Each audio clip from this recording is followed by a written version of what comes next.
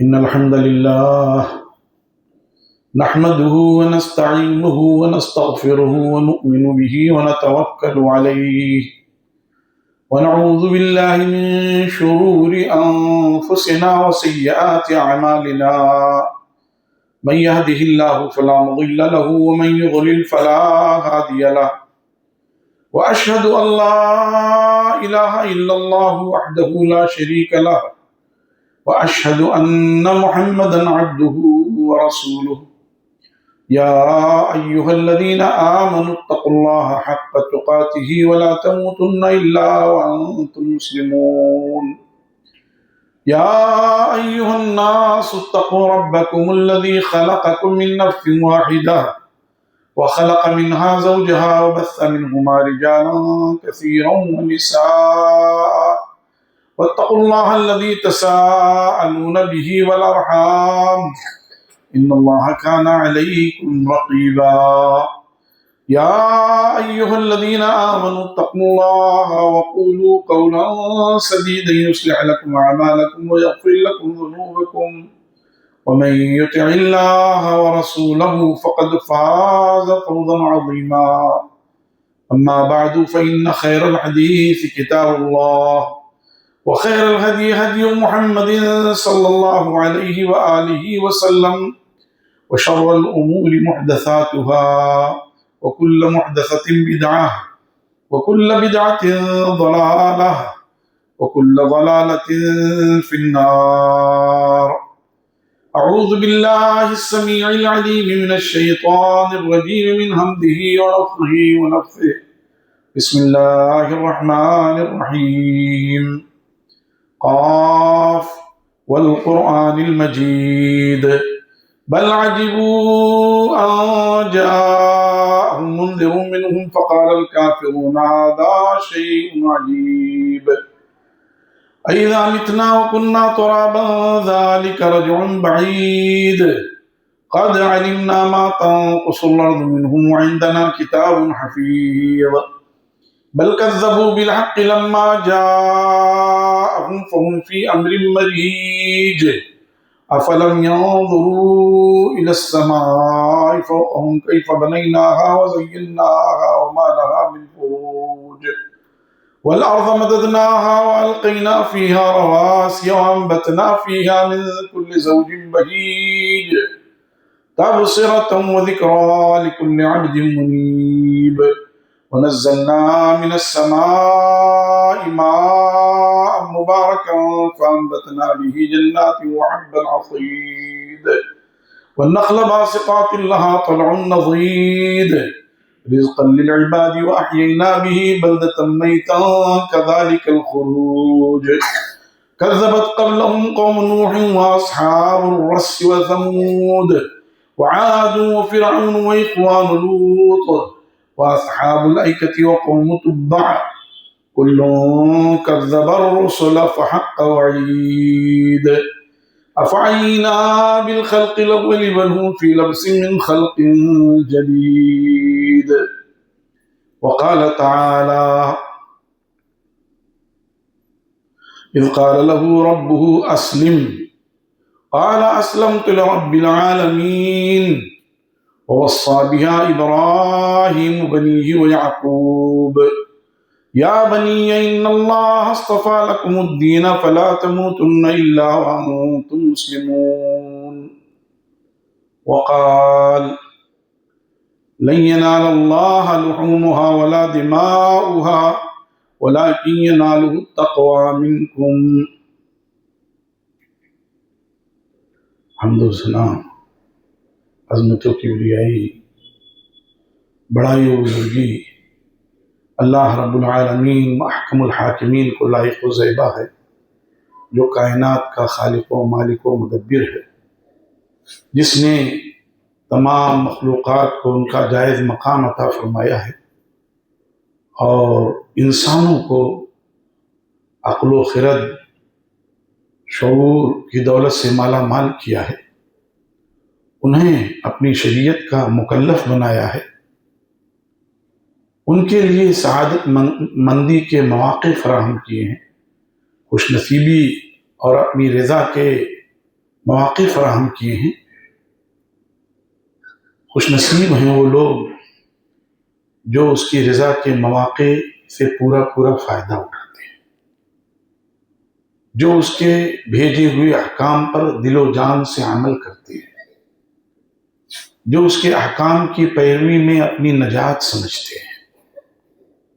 بے شمار صلاۃ و سلام نازل ہوں تمام انبیاء کرام، بالخصوص نبی آخر الزمان جناب محمد الرسول اللہ صلی اللہ علیہ وآلہ وسلم پر، کہ آپ نے انسانیت کو اللہ کی مرضی بتائی، اللہ کے احکام واضح کر کے بیان کیے، عملی طور پر ان کے سامنے نمونہ پیش کیا، خیر کے جو بھی گوشے ہو سکتے تھے پوری انسانیت کے سامنے واضح کیے، برائی کے جو بھی مواقع ہو سکتے تھے امت کو، انسانیت کو اس سے متنبہ کیا، اور پھر لوگوں کو اللہ کی رضا کے حصول کے طریقے، اس کے جتن بتائے، کیسے کوشش کی جائے، کیسے اللہ کو راضی کیا جائے، کس طرح اس کی شکر گزاری کی جائے، کس طرح اس کے نعمتوں کا حق ادا کیا جائے، کس طرح اللہ تبارک و تعالیٰ کا برگزیدہ بندہ بنا جائے، عملی طور پر رسول اللہ صلی اللہ علیہ وسلم نے امت کے سامنے اور انسانیت کے سامنے واضح کر دیا۔ خوش نصیب ہیں وہ لوگ جو ان مواقع سے پورا فائدہ اٹھاتے ہیں۔ انہی مواقع میں سے ایک اہم موقع عشرہ ذی الحجہ ہے۔ اس موضوع سے متعلق آپ بہت ساری باتیں سن چکے ہوں گے، کئی دن گزر چکے ہیں، تھوڑے سے دن باقی رہ گئے ہیں۔ جتنا بھی باقی رہ گیا ہے اس سے فائدہ اٹھا لینا، اس کو صحیح معنوں میں استعمال کر لینا، یہ دانش مندی کی بات ہے۔ جو گزر گیا ہم نے اپنے ظرف، اپنی حیثیت کے مطابق فائدہ اٹھایا۔ ہم میں بہت سے لوگ ایسے ہوں گے جو اپنی سستی اور کاہلی کی وجہ سے گزرے ہوئے بابرکت ایام سے فائدہ نہیں اٹھا سکے۔ اب بھی ان کے لیے موقع ہے کہ وہ جو ایام باقی رہ گئے ہیں، 2-4 روز جو بھی باقی رہ گئے ہیں جمعرات تک، اس سے پورا فائدہ اٹھا لیں۔ خوش نصیب ہیں وہ جو اپنی حقیقت کو سمجھتے ہیں اور وہ کام کرتے ہیں جو ان کے لیے موت کے بعد کام آئے۔ اللہ کے رسول صلی اللہ علیہ وسلم نے فرمایا، الکیس من دان نفسہ وعمل لما بعد الموت۔ ہوشیار اور چالاک ہے وہ شخص جو اپنی حقیقت پہچانے، اپنا رتبہ، اپنا درجہ پہچانے، ہم کیا ہیں۔ اگر تجھ سے کوئی پوچھے کہ تیری زندگی کیا ہے، ہتھیلی پر ذرا سی خاک رکھنا اور گرا دینا۔ انسان کی زندگی اس سے زیادہ اور کچھ نہیں۔ انسان کی زندگی اڑتے ہوئے ذرات ہیں۔ انسان کی زندگی زمین پر بارش نازل ہوتی ہے، پھل پھول اور غلہ اگتا ہے، گھاس پھوس لگتا ہے، اور پھر گرم ہوا چلتی ہے، اور پھر وہ پودے ریزہ ہو کر بکھر جاتے ہیں اور کہیں ان کا پتہ نہیں چلتا۔ اپنا وجود ایسے ہی ہے۔ کس بات پہ انسان نازا ہے، گھمنڈ ہے، غرور ہے۔ یا ایھا الانسان ما غرک بربک الکریم الذی خلقک فسواک فعدلک فی ای صورۃ ما شاء رکبک۔ ارے انسان، تیرے رب سے کس چیز نے تجھے دھوکے میں ڈال دیا؟ کس چیز نے تجھے غفلت میں ڈال دیا؟ کس چیز پہ تو نازاں ہے اور اللہ کے مقابلے میں اپنی دنیا الگ بسائے ہوئے ہے، اللہ کی نافرمانی پر تلا ہوا ہے، اللہ کے حکم کی حکم عدولی کیے جا رہا ہے۔ انسان، تیری اوقات تو یہ ہے کہ اللہ نے جب چاہا تو وجود میں آیا، اللہ نے چاہا تو تیرے نطفے، جس نطفے سے تو پیدا ہوا، اس نطفے کو اس نے شکل دی، فی ای صورت ما شاء رکبک، جس صورت میں چاہا اللہ تعالیٰ نے تجھے جوڑ دیا۔ انسان، کس چیز نے تجھے دھوکے میں ڈال دیا؟ کس بات پہ تجھے غرہ اور ناز اور گھمنڈ ہے؟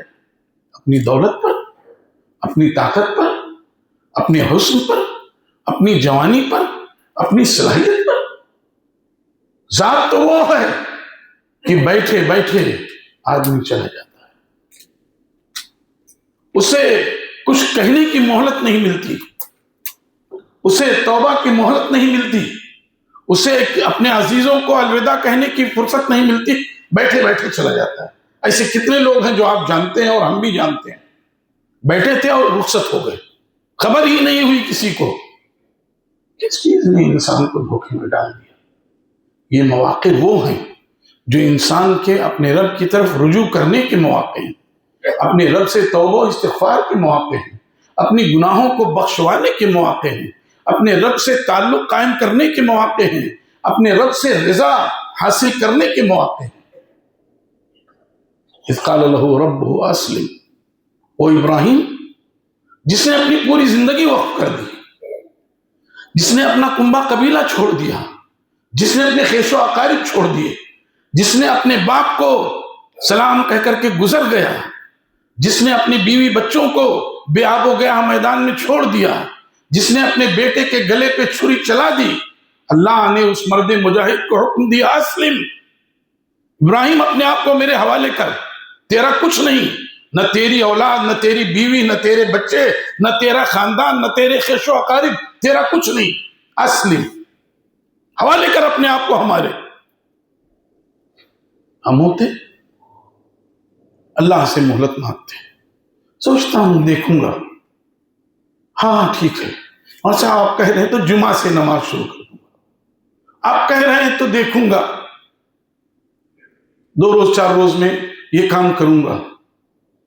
ادھر آواز آئی اسلم، اپنے آپ کو حوالے کر، اور ادھر برجستہ کہا اسلمت لرب العالمین، اللہ تو رب العالمین ہے، سب کچھ تیرا ہی ہے، یہ جان جان آفری تیری ہے، یہ طاقت و قوت تیرا ہے، یہ صلاحیت، یہ مال و دولت، یہ ساری چیزیں تیری ہیں، اسلمت لرب العالمین، اللہ میں نے آپ کو تیرے حوالے کر دیا ہے۔ میرے بھائیوں، جو ہم یہاں بیٹھے ہوئے ہیں، ہم جائزہ لیں ہمارا کیا ہے، ہماری اپنی کون سی چیز ہے؟ طاقت ہماری، جوانی ہماری، مال ہمارا، حسن ہمارا، کوئی چیز ہماری ہے؟ جب نہیں ہے، سب رب العالمین کی ہے، تو پھر اپنے آپ کو اس کے حوالے کرنے میں کون سی چیز مانے ہے؟ کون سی چیز ہمیں روکتی ہے؟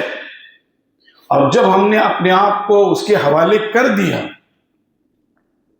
تو پھر اپنی کوئی انا نہیں، اپنی کوئی خواہش نہیں، اپنی کوئی آرزو نہیں، جو کچھ ہے اسی کی ہے، اس کی رضا ہی اپنی خواہش ہے، اس کی خوشنودی ہی اپنی خواہش ہے، اس کے احکام پر عمل کرنا اپنی تمنا ہے، اس کے بتائے ہوئے راستے کے مطابق زندگی گزارنا اپنا شیوا اور اپنا طریقہ ہے، اپنا شعار ہے۔ کیا اس کے علاوہ اور کچھ رہ جاتا ہے؟ یا ایھا الانسان ما غرک بربک الکریم، اے انسان کس چیز نے تجھے تیرے رب کریم سے دھوکے میں ڈال دیا ہے؟ الذی خلقک فسواک فعدلک، جس نے تجھے پیدا کیا، تیرا ناک نقشہ درست کیا، تمام اعضاء کو متناسب بنایا، آنکھوں کو پیچھے کر دیتا، ہاتھوں کو پیر کی جگہ، پیر کو ہاتھ کی جگہ کر دیتا، کیا ہوتا؟ ایسی کبھی کبھار ایسی خلقت پیدا ہوتی ہے، اب نارمل جسے کہتے ہیں، اس کے مقابلے میں ہم سوچیں کتنا بڑا فضل ہے اس کا۔ الذی خلقک فسواک فعدلک، وہ ذات جس نے تجھے سنوارا، تیرا ناک نقشہ درست کیا، برابر کیا، فی ای صورت ما شاء رکبک، جس صورت میں چاہا تجھے جوڑ دیا۔ کیا اب بھی کوئی بات باقی رہ جاتی ہے کہ انسان اللہ تبارک و تعالیٰ کے سامنے نافرمان بن کر اور کھڑا رہے؟ اور جو کھڑا ہے اللہ اس کو مہلت دیتا ہے، لیکن جب پکڑتا ہے ان بطش ربک لشدید، تیرے رب کی پکڑ بڑی سخت ہے، پھر کوئی چیز کام آنے والی نہیں۔ فَلْيَنْظُرِ الْإِنسَانُ مِمَّا خُلِقَ مِن مَّاءٍ دَافِقٍ يَخْرُجُ مِن بَيْنِ الصُّلْبِ وَالتَّرَائِبِ۔ انسان ذرا غور تو کر، کس چیز سے تجھے پیدا کیا گیا؟ اچھلتے ہوئے پانی سے پیدا کیا گیا، جو مرد کے سینے کی ہڈی اور عورت کے پشت کی ہڈی سے، یخرج من بین الصلب والترائب۔ انسان ذرا غور تو کر۔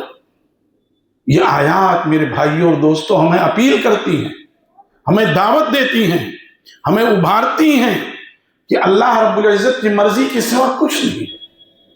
یہ اور بات ہے کہ جو اللہ کی مرضی پہ لگ گیا، جو اللہ کی رضا کا جویا ہو گیا، اللہ تعالیٰ نے اس کے لیے زمین و آسمان کے دہانے کھول دیے۔ فَقُلْتُ اسْتَغْفِرُوا رَبَّكُمْ إِنَّهُ كَانَ غَفَّارًا يُرْسِلِ السَّمَاءَ عَلَيْكُمْ مِدْرَارًا وَيُمْدِدْكُمْ بِأَمْوَالٍ وَبَنِينَ وَيَجْعَلْ لَكُمْ جَنَّاتٍ وَيَجْعَلْ لَكُمْ أَنْهَارًا۔ توبہ کر کے دیکھو تو، رجوع کر کے دیکھو تو، اس کی مرضی کے مطابق عمل کر کے دیکھو تو اللہ کیا کرتا ہے۔ تم پر آسمان کو برستا ہوا چھوڑ دے گا، مال و اولاد سے تمہاری مدد فرمائے گا، تمہارے لیے باغات اور کھیتیاں اور جہاں جیسی ضرورت ہے وہ ساری چیزیں فراہم کرے گا۔ میرے بھائیوں، یہ ذی الحجہ کا پہلا عشرہ بڑا اہم عشرہ ہے۔ اللہ کے رسول صلی اللہ علیہ وسلم نے فرمایا، کوئی بھی ما من عمل احب الی اللہ تبارک و تعالی من هذه الايام، یعنی الايام العشر، عشرہ ذی الحجہ میں کوئی بھی عمل، جو بھی نیک عمل ہے اور دنوں کے مقابلے میں عشرہ ذی الحجہ میں اللہ کے یہاں زیادہ محبوب ہے۔ کوئی عمل ان دنوں سے زیادہ محبوب نہیں اللہ کو۔ صحابہ نے کہا اللہ کے رسول صلی اللہ علیہ وسلم جہاد بھی کہاں؟ جہاد بھی، الا یہ کہ کوئی شخص اپنا مال و منال اور اپنی جان لے کر نکلا اور کچھ بھی لے کر واپس نہیں آیا، اس نے اپنے آپ کو اللہ کے حوالے کر دیا۔ تو جب تمام نیکیاں جو بھی شکل ہو سکتی ہو، مالی نیکیاں ہوں، بدنی نیکیاں ہوں، مالی اور بدنی دونوں نیکیاں ہوں، وہ ان ایام میں خصوصیت کے ساتھ ہونا چاہیے۔ جو بھی ہیں، مثلا بہت سارے لوگ، خوش نصیب لوگ، پہلے ذی الحجہ سے لے کر 9 ذی الحجہ تک روزہ رکھتے ہیں، رکھنا بھی چاہیے۔ اسی عشرے میں یوم عرفہ بھی ہے۔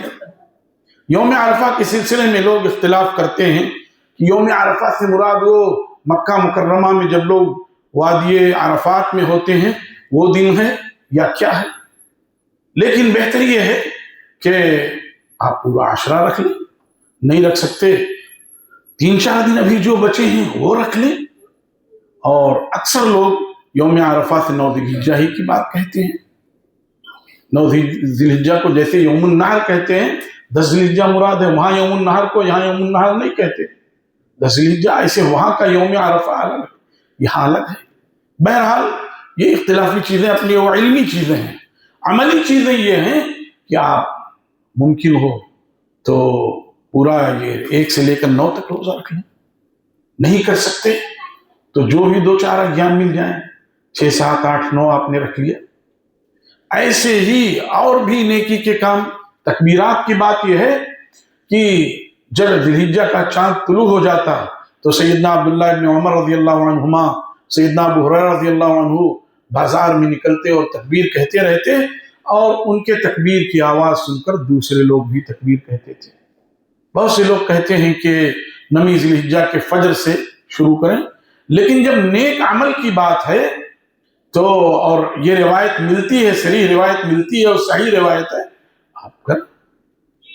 اور یہی ضروری نہیں کہ فرض نمازوں کے بعد، جیسے بہت سے لوگوں میں نظام ہے 9 ذی الحجہ کے بعد فرض نمازوں کے بعد ایک ساتھ بلند آواز میں پڑھ لیتے ہیں، 1 مرتبہ 2 مرتبہ، ایسا نہیں، انفرادی طور پر۔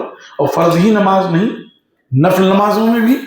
اور نماز ہی کیا ہے، آپ اور اوقات میں اٹھتے بیٹھتے چلتے پھرتے پڑھتے رہیں، تکبیرات پڑھتے رہیں، یہ بڑے فضیلت کی چیز ہے۔ ایسے ہی اس عشرے میں ایک اہم چیز جو ہے وہ ہے قربانی۔ اور قربانی دراصل ایک ظاہری شعار ہے اور اس کی بڑی حیثیت ہے، اسی لیے وہ سنت مؤکدہ ہے، اور جس کے پاس استطاعت اور طاقت ہے اور وہ نہیں کرتا ہے تو وہ مجرم ہے۔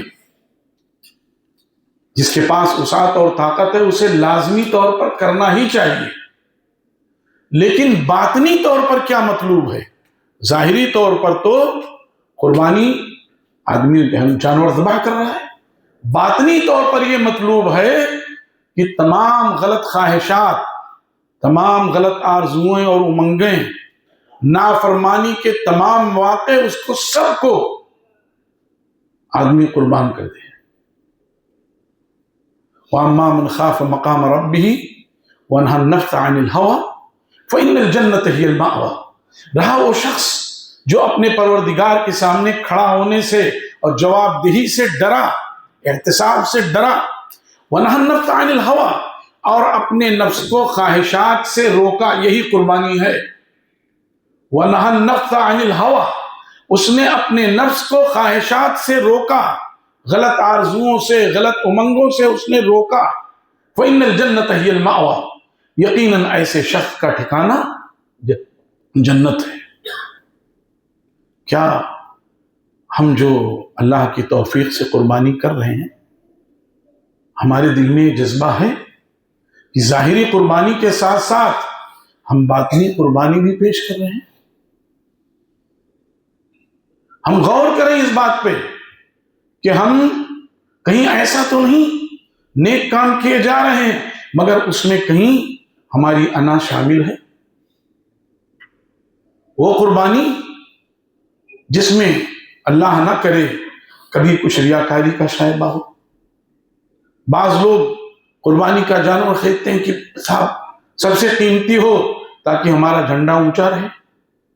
بعض لوگ قربانی کے لیے جانور خریدتے ہیں اور کئی جانور خرید لیتے ہیں اور اس کے پیچھے نام و نمود ہے، شہرت ہے۔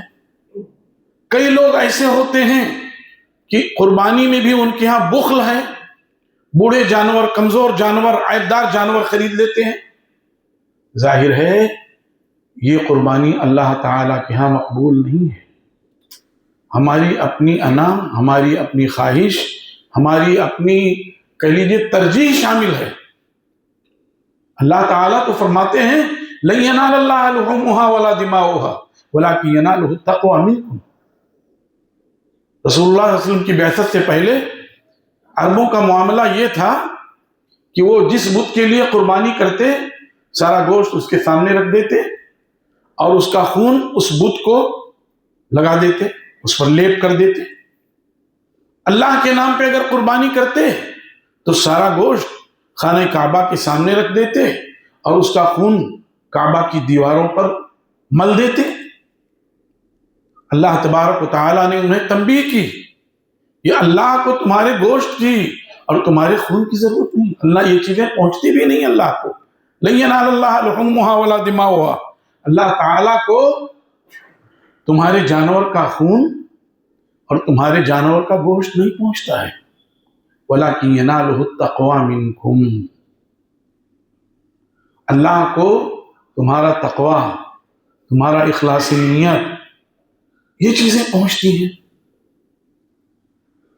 اس کا مطلب یہ ہوا کہ قربانی کا جو جانور ہو وہ اسے خریدتے ہو خالص اللہ کی رضا، اسے خریدتے ہو جناب محمد الرسول اللہ علیہ وسلم کی تعلیمات، کہ کوئی ایسا جانور نہ خریدا جائے جو عیبدار ہو، کانا ہو، جو لنگڑا ہو، جو بوڑھا ہو، جو ایسی بیماری میں مبتلا ہو جس بیماری سے شفا یابی کی امید نہیں ہے، اتنا بوڑھا ہو کہ اس کی ہڈیوں کا گودا سوکھ چکا ہو، ایسے جانور نہیں خریدنا چاہیے، منع۔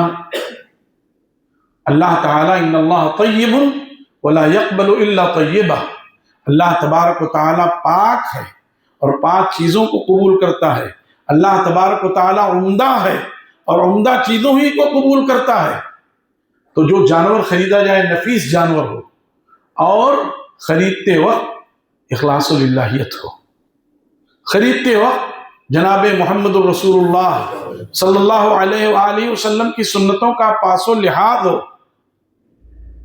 اور یہ ادائیگی جناب ابراہیم علیہ الصلوۃ والتسلیم اور جناب محمد الرسول اللہ صلی اللہ علیہ وآلہ وسلم ان دونوں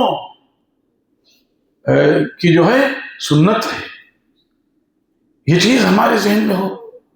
کیا ہم قربانی جب کر رہے ہوتے ہیں اور قربانی کے جانور پر چھری چلا رہے ہوتے ہیں، ہمارا دل مطمئن ہوتا ہے کہ ہم نے اپنے تمام خواہشات سے دستبرداری کر لی ہے؟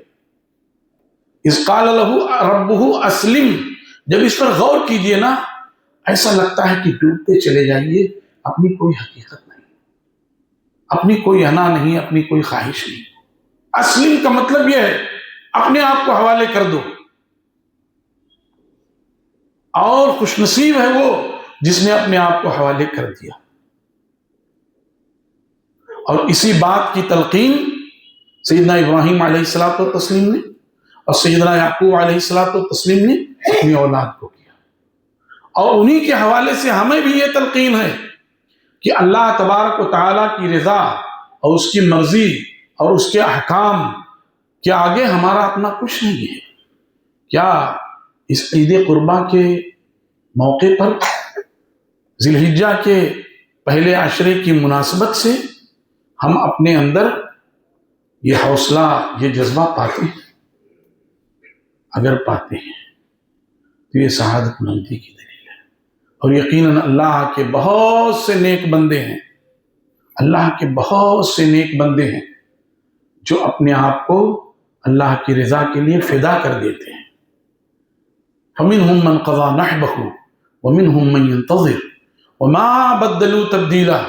اللہ کے نیک بندے ایسے ہیں جنہوں نے اللہ سے کیے ہوئے وعدے کو نبھا دیا۔ فَمِنْهُمْ مَنْ قَضَى نَحْبَهُ، اللہ سے جو وعدہ کیا تھا اسے پورا کر دیا، اس پر کھرے اتر گئے۔ وَمِنْهُمْ مَنْ يَنْتَظِرُ، اور اللہ کے بہت سے نیک بندے ایسے ہیں جو انتظار میں ہیں۔ وَمَا بَدَّلُوا تَبْدِيلًا، اور انہوں نے اللہ سے جو وعدہ کیا تھا اس سے ذرہ برابر بھی وہ ہلے اور ہٹے نہیں۔ اور ہم اور آپ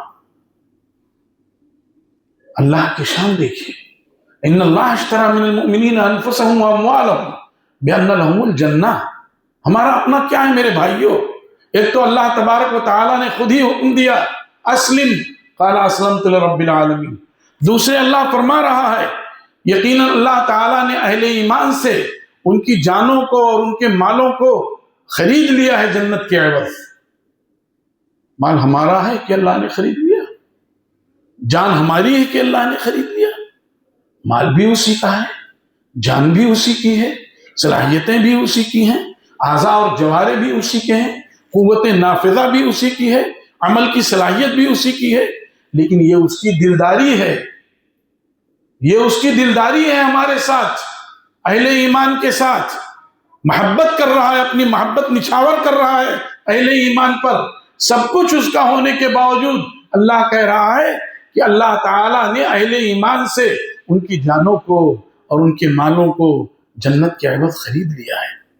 ان اللہ اشترى من المؤمنین انفسهم واموالهم بان لهم الجنہ، اور اس ایگریمنٹ کو، اس وعدے کو اللہ نے لکھ دیا ہے، تورات میں اور انجیل میں اور قرآن میں لکھ دیا ہے، لکھ کر دے دیا ہے اہل ایمان کو۔ کیا میرے بھائیوں ابھی کوئی گنجائش باقی رہ جاتی ہے؟ اس نے تحریر دے دی ہے، ایگریمنٹ بنا دیا ہے اس نے، کیا ابھی کوئی گنجائش باقی رہ جاتی ہے کہ ہم اور آپ سستی میں، کاہلی میں، غفلت میں، لاابالی پن میں، اپنے دل کی خواہشات پر، اپنے مفادات میں، اپنی ترجیحات میں زندگی گزارے؟ کیا اس کی کوئی گنجائش باقی رہ جاتی ہے کوئی گنجائش؟ رب کریم جس کا سب کچھ ہے، اس نے ہماری جانوں اور مالوں کو جنت کے عوض خرید لیا اور لکھ کر دے دیا، ایگریمنٹ بنا دیا اس نے۔ کیا اس کے بعد بھی کوئی گنجائش باقی ہے؟ کیا اس کے بعد ہمارے کسی نوجوان کے لیے یہ گنجائش رہ جاتی ہے کہ وہ اپنی منمانی کرتا پھرے، اپنی زندگی کو لاابالی پن میں گزارتا جائے؟ اپنے جو ہے شب و روز غیر اسلامی طریقے سے گزارتا چلا جائے؟ کیا ہمارے کسی بوڑھے کے لیے گنجائش رہ جاتی ہے کہ یہ ایگریمنٹ آ جانے کے بعد اپنی اولاد کے لیے، اپنے گھر والوں کے لیے فکر نہ کرے؟ کیا کسی خاتون کے لیے گنجائش رہ جاتی ہے کہ یہ معاہدہ آ جانے کے بعد وہ اپنے لیے اور اپنی اولاد کے لیے غفلت کا شکار ہو؟ کسی کے لیے کوئی گنجائش نہیں رہ جاتی۔ یہ تو اس کا کرم ہے، یہ اس کی نوازش ہے کہ وہ جو ہے ہمارے ساتھ یہ لطف و کرم کا معاملہ کر رہا ہے۔ میرے بھائیوں، ایسا کریم، ایسا رحیم، ایسا غفار، ایسا وہاب، ایسا تواب رب کہاں سے مل سکتا ہے؟ ففروا الی اللہ، اللہ کی طرف دوڑ پڑو۔ وسارعوا الی مغفرۃ من ربکم وجنۃ عرضها السماوات والارض اعدت للمتقین۔ دوڑ پڑو، بے تحاشا اور بکٹوٹ دوڑ پڑو اپنے پروردگار کے مغفرت کی طرف اور اس کے بخشش کی طرف جو متقیوں کے لیے تیار کی گئی ہے۔ وفی ذلک فلیتنافس المتنافسون، اور اس سلسلے میں سبقت کرنے والے سبقت کریں۔ یہ اعلان ہو جانے کے بعد کوئی گنجائش نہیں جاتی ہے۔ یہ عشرہ ذی الحجہ انہی خوبصورت اور قیمتی مواقع میں سے ایک ہے۔ رمضان کے ساتھ ساتھ بعد یہ عشرہ ذی الحجہ بڑا قیمتی ہے۔ میرے بھائیوں، اس کو اسی انداز میں گزارا جائے۔ جو گزر گیا، جتنا ہم اپنے ظرف کے مطابق لے سکے لے لیا، لیکن ابھی جو باقی ہے وہ بڑا قیمتی ہے، بڑا اہم ہے۔ اس میں یوم الترویہ ہے، یوم النحر ہے، اور کہہ لیجیے یوم عرفہ ہے، اور ایام تشریق ہیں۔ قربانی کے دن 13 ذی الحجہ تک ہیں۔ اختلاف کی بنیاد یہ ہے کہ یوم النحر کو انہوں نے ایام تشریق میں جوڑ دیا، 10ویں ذی الحجہ کو ایام تشریق سب مانتے ہیں 3 دن ہیں، اس میں جوڑ دیا، جبکہ اس کا الگ سے جب نام رکھا شریعت نے، رسول اللہ صلی اللہ علیہ وسلم نے کہا یوم النحر اور ایام التشریق، تو دونوں الگ الگ چیزیں ہیں۔ بہرحال اللہ سے دعا ہے کہ اللہ تعالیٰ ان بابرکت ایام سے پوری طرح فائدہ اٹھانے کی توفیق عطا فرمائے۔ ان بابرکت ایام سے ہمیں اپنے گناہوں کو دھونے کی توفیق عطا فرمائے، اپنے رب کی طرف رجوع کرنے کی توفیق عطا فرمائے، اسوہ ابراہیمی کو زندہ کرنے کی توفیق عطا فرمائے، اسوہ محمدی صلی اللہ علیہ وسلم کو زندہ کرنے کی توفیق عطا فرمائے۔ اللہ تعالیٰ جیسے عرفات کے میدان میں حاجیوں کو گناہوں سے پاک صاف کر دیتا ہے، اللہ تیری ذات کریم ہے، اس مسجد کے مصلیوں کو بھی ایسے ہی گناہوں سے پاک صاف کر دے۔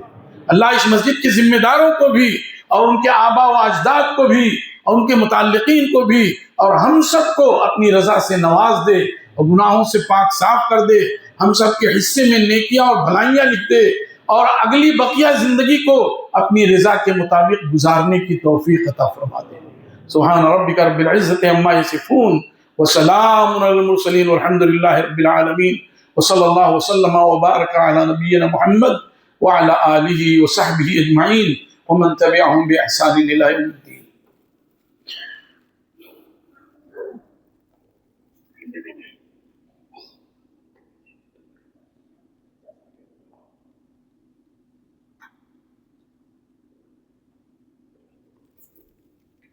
إن الحمد لله نحمده ونستعينه ونستغفره ونعوذ بالله من شرور أنفسنا وسيئات أعمالنا، من يهده الله فلا مضل له ومن يضلل فلا هادي له، وأشهد أن لا إله إلا الله وحده لا شريك له، وأشهد أن محمدا عبده ورسوله۔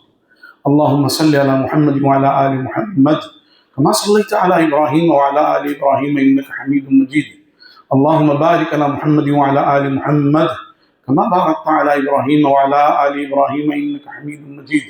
اللهم اغفر للمؤمنين والمؤمنات والمسلمين والمسلمات الأحياء منهم والأموات، اللهم ألف بين قلوبهم وأصلحهم وأصلح ذات بينهم وانصرهم على عدوك وعدوهم، اللهم أعز الإسلام والمسلمين وأذل الشرك والمشركين ودمر جميع أعداء الدين، اللهم انصر من نصر دين محمد صلى الله عليه وسلم واجعلنا منهم، واخذل من أعرض دين محمد صلى الله عليه وسلم ولا تجعلنا منهم۔